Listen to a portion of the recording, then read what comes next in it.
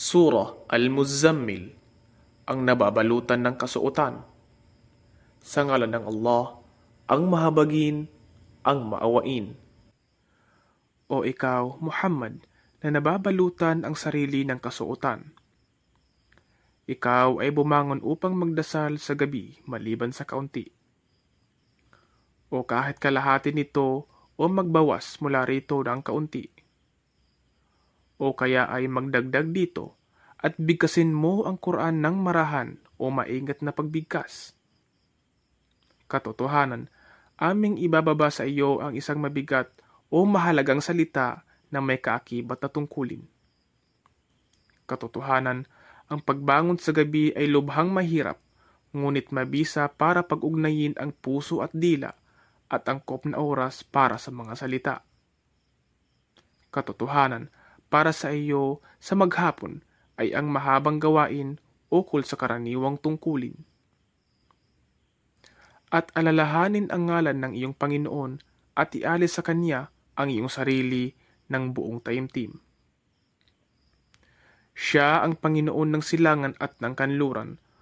Wala ibang Diyos na dapat sambahin maliban sa Kanya, kaya siya ay iyong ituring bilang tagapangasiwa ng iyong gawain.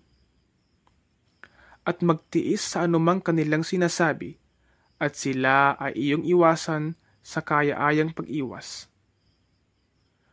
At hayaan mong ako ang makitungo sa mga nagtatakwil, sila na maaalwan sa buhay, at sila ay bigyan mo ng kaunting palugit. Katotohanan, nasa amin ang mga tanikalang panggapos para sa kanila at ang nagliliyab na apoy upang sila ay sunugin. At pagkaing nakasasamid at mahapding parusa. Sa araw na ang lupa at ang mga bundok ay mayayanig sa matinding pagyanig at ang mga bundok ay magiging isang bunton ng buhangin na bumubuhos ng padausdos. Katotohanan, aming ipinadala para sa inyo ang isang sugo bilang saksi para sa inyo tulad ng aming pagpapadala ng sugo si Moises kay Paraon. Ngunit sinuway ni Paraon ang sugo, kaya siya si Paraon ay aming pinatawan ng isang kasakit-sakit na parusa. Kaya paano ninyo magagawang matakot kung kayo ay di naniniwala sa araw na iyon na ang mga bata ay gagawing maputi ang buhok? Ang kalangitan ay magkakabiyak-biyak mula rito, subalit ang kanyang pangako ay lagi nang natutupad. Katotohanan, ito ay isang babala, kaya sino mang maglayon ay maaring tumahak sa landas ng kanyang Panginoon. Katotohanan, nababatid ng iyong Panginoon na ikaw, o Muhammad, ay bumabangon upang magdasal ng halos 2/3 bahagi ng magdamag, o kalahating bahagi nito, o 1/3 bahagi ng gabi, at gayon din ang isang pangkat na iyong kasamahan. At ang Allah ay sumusukat ng haba ng gabi at ng araw.